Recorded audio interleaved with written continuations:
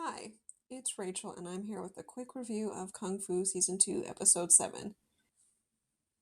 Since it is Episode 7, we are now officially halfway through the season. So the meat of this episode focuses on Nikki and Mia. Ryan had performed a medical checkup on Mia, and the results were a bit concerning. Like the previous episode, Mia finds herself drawn to the Jusha, and when she touches the stone, she enters a coma. Obviously, Nikki and Ryan are desperate to wake her up, and after looking through some research about a figure known as the Alchemist, Nikki believes it's possible to enter Mia's dream as a way to save her and bring her back. So Brian puts together some kind of drink, and Nikki successfully finds herself in Mia's dream after she drinks it. She receives a quick history lesson from Paling about the alchemists, guardians, and warriors.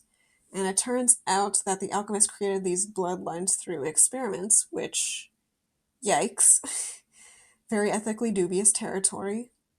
We also learn that the combination of warrior and guardian bloodlines is considered dangerous, and Paling tells Nikki that individuals who contain both bloodlines are destined to cause death and destruction, which is also pretty yikes. But given the way everything's been set up so far this season, it seems like we're going in the direction of Mia making her own destiny and disproving this. So I really hope that's the case, because otherwise this is kind of concerning.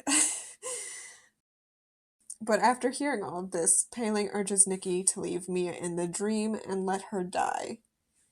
Nikki's understandably horrified by this solution, and some back and forth with Paling occurs that allows her to realize that the alchemist has been using Paling's form to try to trick her.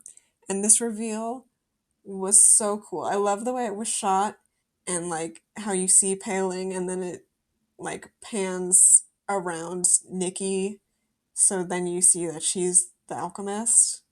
I really wish I had recorded my live reaction to this scene because I was losing it.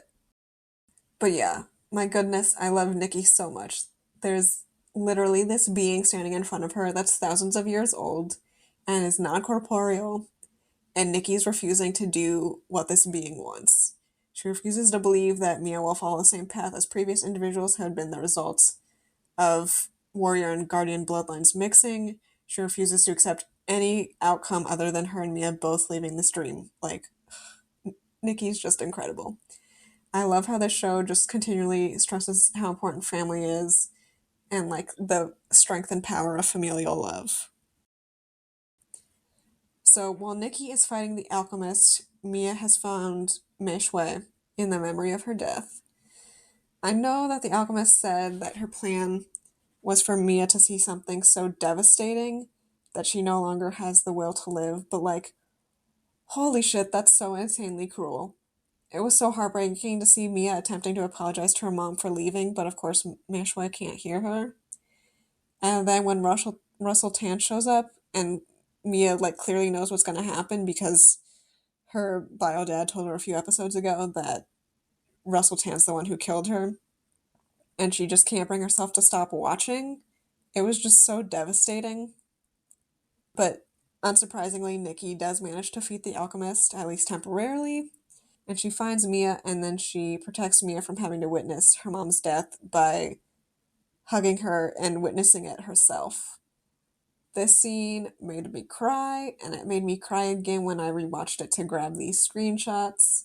It was just so well executed, and I can't even begin to imagine how deeply that gesture affected Mia, given she's only known Nikki for a handful of months, and she doesn't really know what it's like to have a family outside of her mom. But as a result of Nikki watching Mei Shui's murder for Mia, they are both able to return to the real world.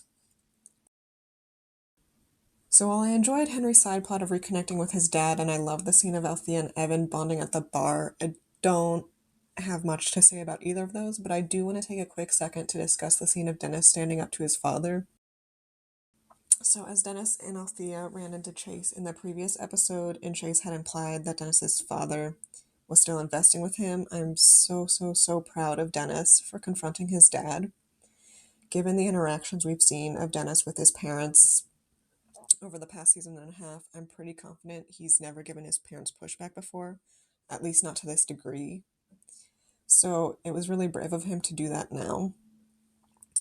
And I mean, Dennis is being wonderful and supportive husband, and he's objectively doing the right thing by refusing to work with an outed abuser, by saying he will not continue to work at the Soon Corporation if his dad won't pull out of these investments. But unfortunately, his dad refuses. It's extremely depressing that this is probably exactly how the situation would play out in real life, as abusers tend to have power and money, so people tend to flock to them regardless of the horrible things they've done. I'm confident Alfie and Dennis will have their luck change by the end of the season, and they'll be doing just fine. But as of right now, it really does have my stomach in knots to see Dennis and Althea struggling and no longer having any help to fall back on. The episode then ends with the Shens holding a ceremony to honor Mei Shui. I think the part of the scene that hit me the most was when Jin was speaking to Mia in Mandarin and told her to ask Mei Shui to protect them. I think the scene was just so beautiful, and I love that the show depicted this custom. But while they're all taking a moment to grieve Mei Shui and pay respects, we see that Nikki is still having visions of the Alchemist, implying that we now have to worry about her on top of stopping the Tans. So, yeah, that's a little nerve-wracking. I do quickly want to commend Vanessa Kai, though, because she did an amazing job as the Alchemist. Like, the character was so menacing and powerful and wildly different from Paling. So just, like, wow her range. Also, I found out, because I was just so shocked to hear her speaking with an American accent as the Alchemist. But Vanessa Kai is actually a native New Yorker. So her accent as Paling isn't the way she normally speaks, and that just blew my mind.